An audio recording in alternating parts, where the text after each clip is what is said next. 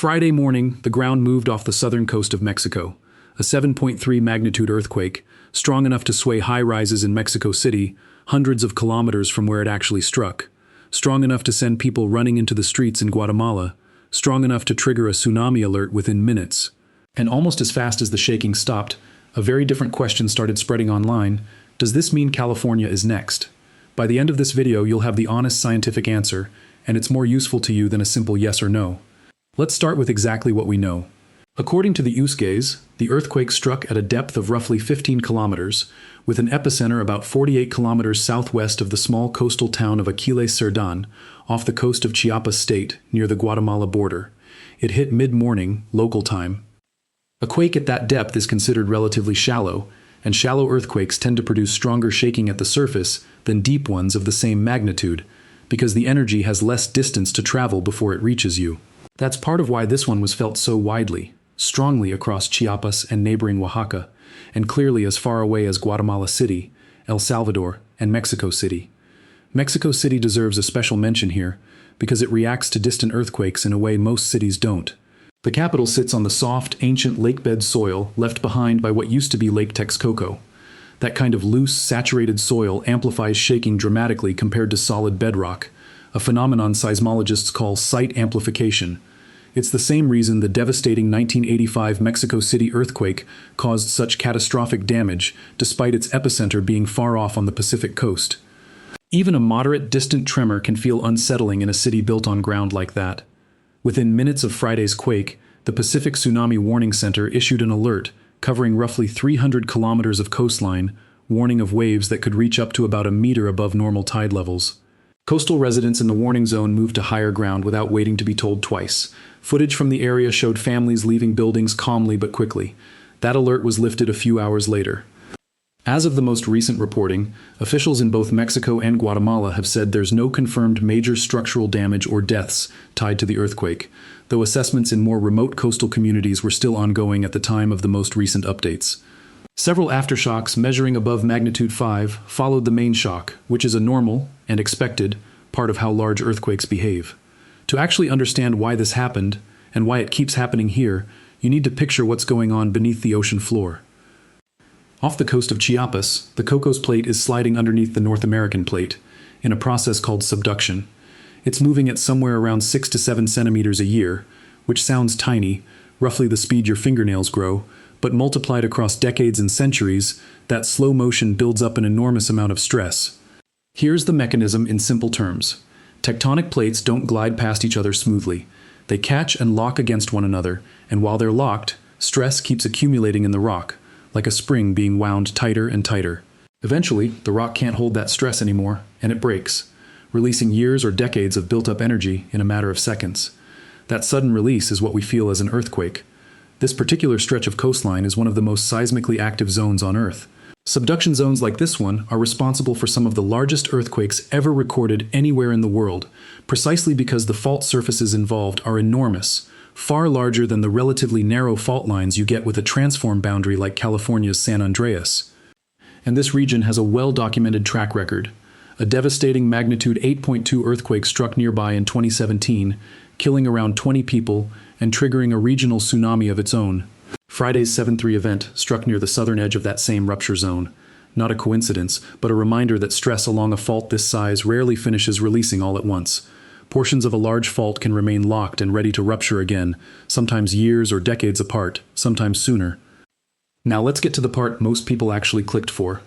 Both Mexico and California sit along the Pacific Ring of Fire, the roughly 40,000-kilometer horseshoe-shaped band circling the Pacific Ocean, where the vast majority of the world's earthquakes and active volcanoes are concentrated. Japan, Indonesia, the Philippines, Alaska, and the entire west coast of North America all sit somewhere along this ring, so it's a completely reasonable instinct to wonder whether a major quake in one part of that ring could set off something else, somewhere else along it. Here's the honest scientific answer, and I want to be precise about this rather than vague. Being part of the same ring of fire does not mean two regions are tectonically connected to each other. The Ring of Fire is a geographic pattern, not a single connected structure that transmits stress from one end to the other. California's famous San Andreas Fault is what's called a transform fault. Two plates grinding sideways past each other, roughly parallel, rather than one diving beneath the other. What happened off the coast of Chiapas was a thrust event inside a subduction zone.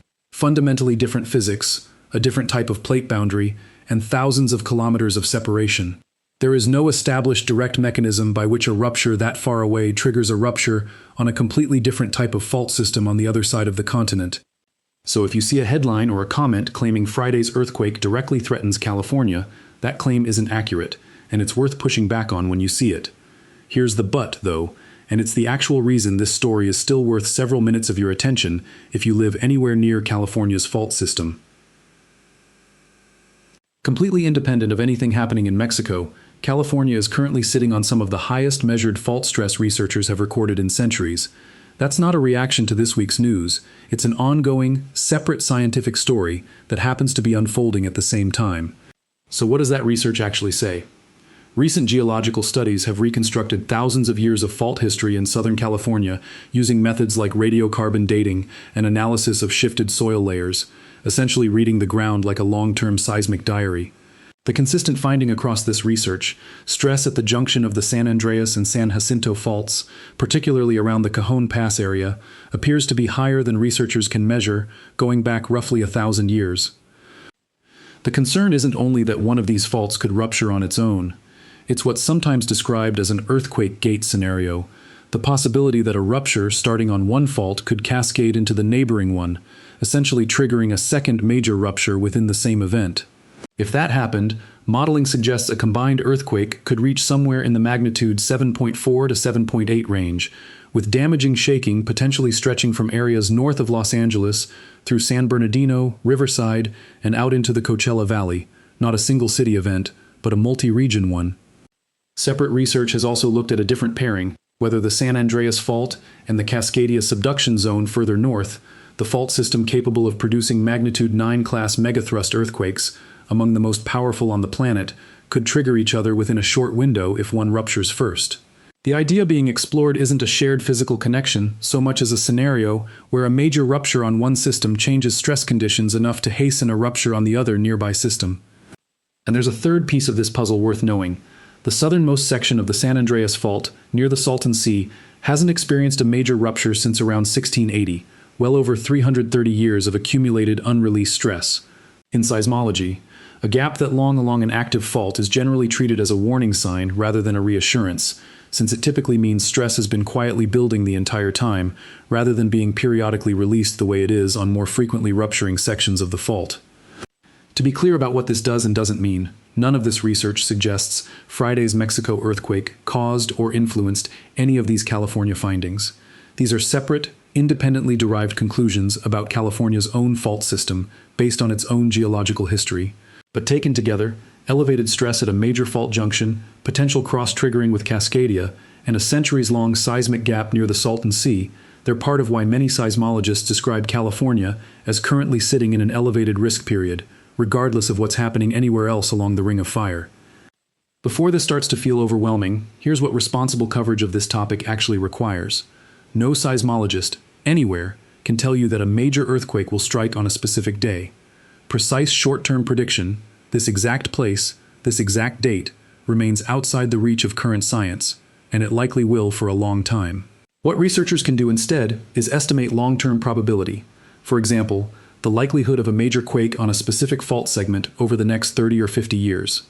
While we're here, it's worth clearing up a couple of persistent myths. First, no. Small earthquakes do not meaningfully release pressure and prevent a larger one from happening later. The amount of energy released by a small quake is a tiny fraction of what a major one releases. It simply isn't enough to make a meaningful difference. Second, there's no such thing as earthquake weather. Heat, humidity, or the time of year have no bearing on activity happening tens of kilometers underground.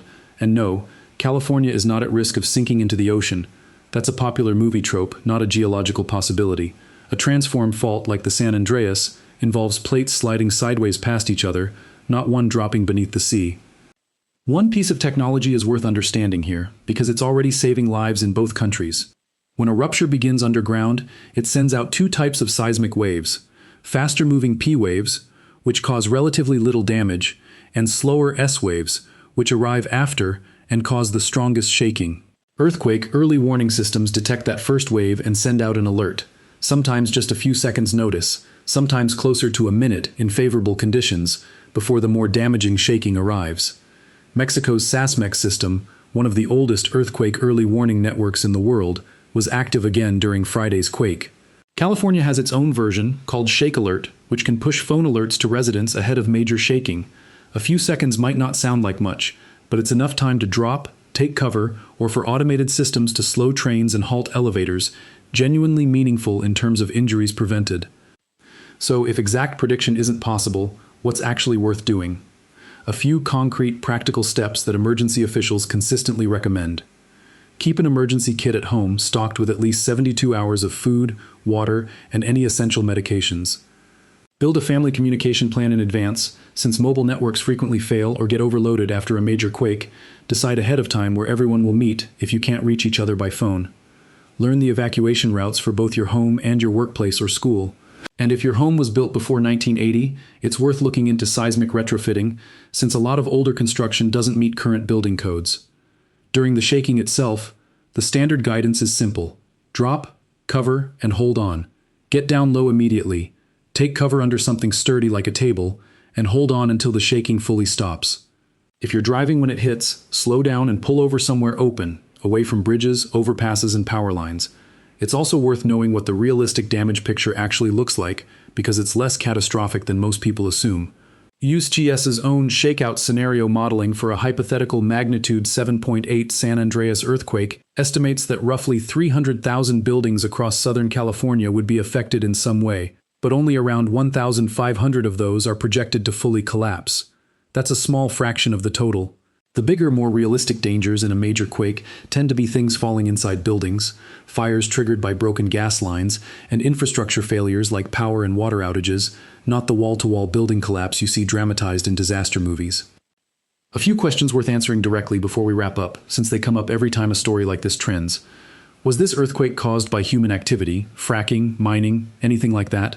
No, this was a natural subduction zone event, part of a tectonic process that's been playing out along this coastline for millions of years, with no human trigger involved. Is climate change increasing the number of earthquakes? The current scientific evidence doesn't support a direct link between climate change and tectonic earthquake frequency.